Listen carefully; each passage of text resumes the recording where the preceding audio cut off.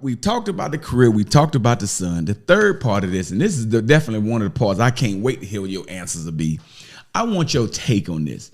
First off, as a former two-time slam dunk champion, what in the hell did the NBA just deliver to us a couple weeks? What happened? What is going on?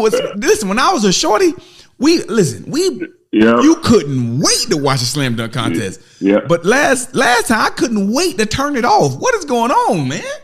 You know what? It was crazy. I tell people all the time, man, when I was a little kid, the dunk contest was so involved in my life. I actually wanted to be in the dunk contest before the NBA. So that just lets you know how important the dunk contest was, to a lot of people. Saturday night, that's what you watch. I think, just being in the dunk contest 3 times, it's hard to come up with new dunks that people haven't seen before. It is really hard because a lot of people think we just sit there and do dunks all day. Like we practice. Like we just sitting there, like if I'm taking 1,000 shots, I'm doing 1,000 dunks. It doesn't happen that way. And especially now, you got these professional dunkers on YouTube. I just showed Jace a dunker. He went and jumped. He turned in the air. He threw the ball right under his legs, alley in midair, under his legs, alley in midair. He caught it with his left hand, 360 dunk. Oh wow! Craziest dunk I ever seen. I don't even know how you do that. I'm rewinding and watching the video like 10 times. Like, how is this physically possible? But like I said, so when you're in the dunk contest and you see these guys, these professional dunkers who are working on those dunks like we work on our jump shots, it's kind of hard. And you kind of pray away from being in a dunk contest because every dunk possibly has been done before. Listen, just about all of them have been done. Now, I seen the conversation you had with Juan Toscano, and I know they appreciate you gave him some words of wisdom, but how did it feel seeing him break out your old jersey? It was mad respect, man, because I feel as sometimes I don't get the proper due respect of, the dunks I did in the dunk contest, especially on the first try.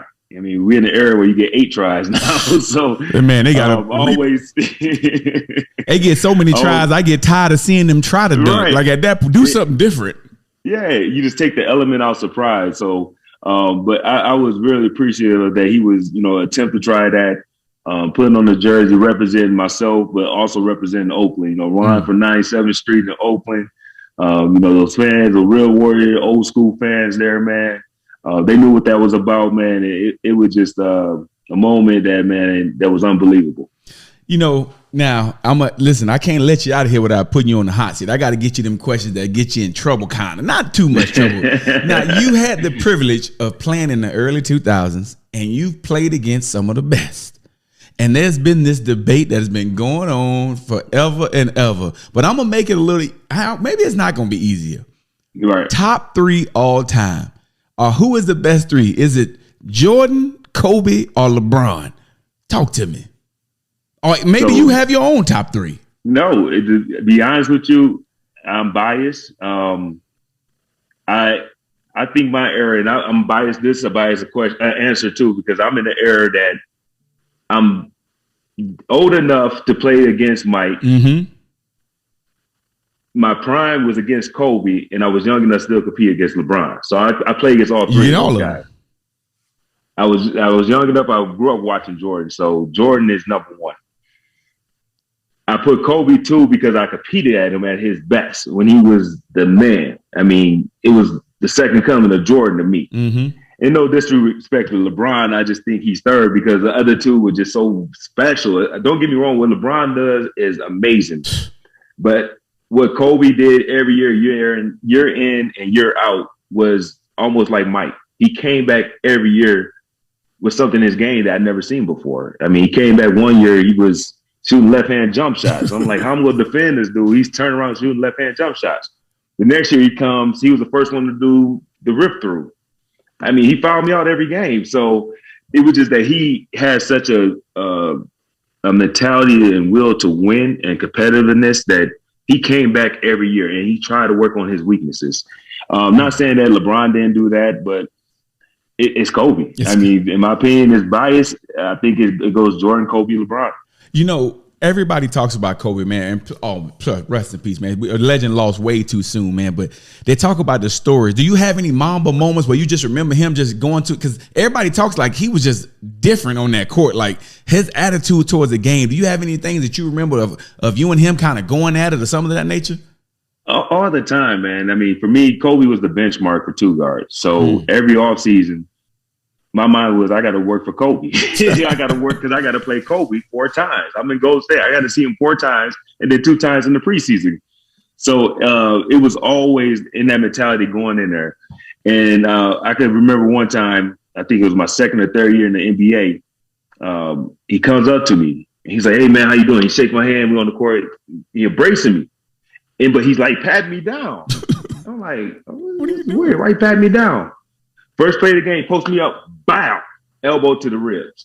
Oh, he knew you ain't had no rib protector on. Yeah, rib protector on me. So that's just his mentality. If he could get any advantage on you, he was gonna take it. And so every game I had to play against Kobe, I put rib protectors on because he was feeling. And when you go back and watch all those games, and he was giving people daps and stuff like that, he was feeling for body armor. Wow! Because he know if you ain't had it on, he was going to take advantage of it. Wow, just little small bowls, nothing dirty, but that just enough to let you know he was there. And I would never forget that, man. And for the rest of my career, every time I played Kobe, I don't care how old I was and how old he was, I put on rib protectors. Because you knew, Kobe, he coming for them ribs, man. Hey, that's amazing, man. So now that you're done, what does retirement look like for a gentleman like yourself? What are you doing now that you are a retired NBA legend, did so many great things in the league? Other than being a father, husband, and all those other good things, what else you got going on? What else is Jay Richardson doing? Well, I do a lot of travel with NBA and the Golden State Warriors. They bring me back ambassador to the game of basketball. I love doing stuff like that. I love seeing the world. Some of my business adventures, taking care of that. Love being an entrepreneur, trying different things, getting my hands into different things from rental properties to sports equipment recovery. Just a whole bunch of entrepreneurship, man. And I love the golf. That's my thing, man. That's my competitive edge to get it out of my system is going that golf course, man. Listen, are you any good? Don't be lying now. Tell me the truth. Yeah, I'm decent, man. I'm a 5 right now. I'm trying to get that a little lower. So getting that handicap lower, but that game of golf, man, it's just such a mental challenge. You go out there, hit the ball straight all day long, come back the next day, you can't get the ball off the tee. So it's a grind. Yeah, it's a challenge. It's a competitiveness against yourself, really. Now, looking at the league as it is as a whole, what advice would you give to young players who are trying to make it to the league? All in college, whether in high school, college, or those guys who are on the cusp, what advice would you give them to trying to get a taste of some of the things you were able to achieve? Well, the biggest thing is finding your niche. A lot of kids these days is so focused on scoring. There's so many other aspects of the basketball, defense, rebounding. And if you're a kid that can do all those things, you just open up your opportunity for actually getting a chance to play there. I see it all the time. A lot of kids are really gun-ho. They just shooting a lot of shots, shooting a lot of threes, shooting, not worried about the offense and not worried about the other aspects of the game. Because once you get to certain levels, in high school and you're playing against other top high schoolers, it gets tougher. You get to college, it's getting even tougher. You get to the league, it's definitely tough. So you have to find how you fit in. And I tell kids this all the time. My little brother, both from the same city in Saginaw, both went to Michigan State, and we both started our careers out in Golden State. Look at Draymond Green. He's a guy that you need to win games. He frees up a lot of room for Steph and Klay to shoot the ball. He plays defense, he rebounds. And at 7 points and 7 rebounds and 5 or 6 assists, he was an all-star. So you don't always have to be a scorer to get to that level. You just have to find what you could do real good at, or not good, but great at. And, one day you might be able to get to succeed at that level, but don't just focus on one thing. Focus on all aspects of the game, because there's more than basketball than just scoring. Now, here's one thing for all these young players who are in the league is it's one thing to make it to the league, but how do you stay in the league? Because everybody thinks about that first contract. The first contract is where it's at. It's that second contract and then third contract. What does it take to keep that longevity to stay in the NBA? Well, the first thing is realizing that, you got drafted. So is what, 32 picks in the first round, 30 picks in the first round, 30 in the second round. So you got to think every year there's 35 new guys coming in. Mm-hmm. Well, there's got to be 35 guys leave out because there's no extra teams around. So for me, when I first got drafted, I got my name called. Don't get me wrong, went out in club and celebrate. I woke up the next morning on my way from New York to San Francisco to Oakland. And I looked and I turned to my uncle who was going with me on the trip for the press day. I said, okay, I made it to the NBA. How do I get the second contract? That was my thought on the very next day after I got drafted. And it was about hard work, preparation, understanding the game, doing whatever it takes. Not just realizing, yeah, I made it to the NBA. How can I have a career in the NBA? That's definitely tough. Now, before we wrap this up, I got 3 more good ones now. It definitely is not going to be the Lakers because I don't know what's going on in LA right now.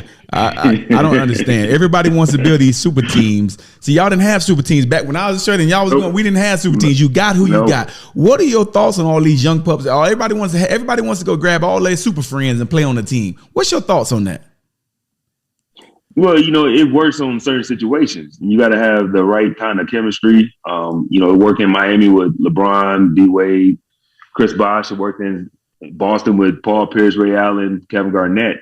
But y'all got to have and be on the same page. What's going on in LA, I think it's just a little bit too many playing styles. LeBron needs the ball to make everybody better. That's what makes him great. Carmelo needs the ball because he's an ISO guy. Anthony Davis needs the ball because he's probably the best player on the team that could score. And then you got Russ, that's a one-man fast break. So you got too many different chemistries or too many different styles of basketball going on. It's hard for the chemistry to happen.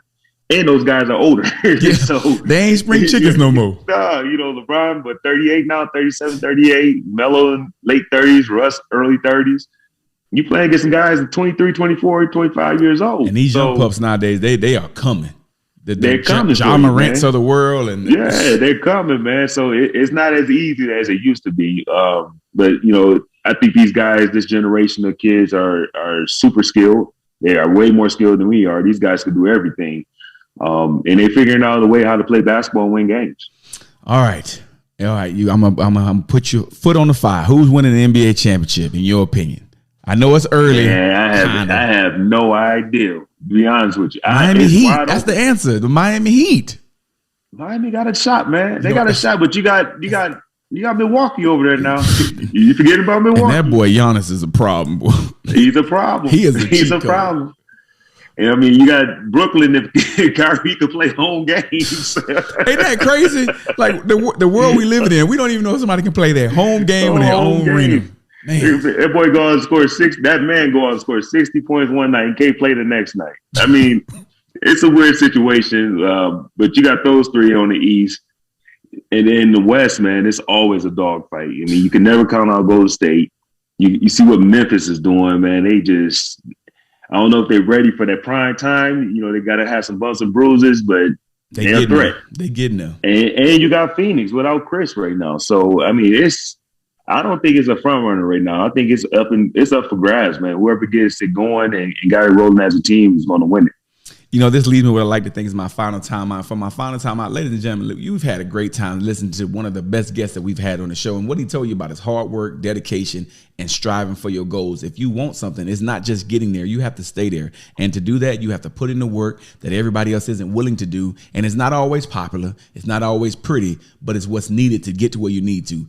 I want to thank you so much for taking the time. Listen, for all the people who want to still catch up with you, what's the social media like? How can we link up, man? Where can my viewers check you out at, man? My social media is boring, man. But it's I'm old school. I don't believe all the flash and glitz and glamour. You might see some golf pictures. You might see the kids highlights every now and then. Shout out to one of my homeboys or something like that. But my social media, I'm chilling. My social media is at RichBoys23 for Instagram, at JRich23 for Twitter. Well, listen, my last question I give every guest. We thank you so much for coming on. But who do you think will be the next great guest to have on the show, and who can you help me with? Because you got a Rolodex that's a little deeper than mine. Ooh, man, I'm gonna have to think about. Come on now, I'll work something for you. Hey, listen, man. Hey. I greatly be appreciated. The great shows turn to greatest shows when you got people who got Rolodexes, man. You're right about that, well, man. Thank you so much for your time. And that's another episode of Hudrico Live in the books.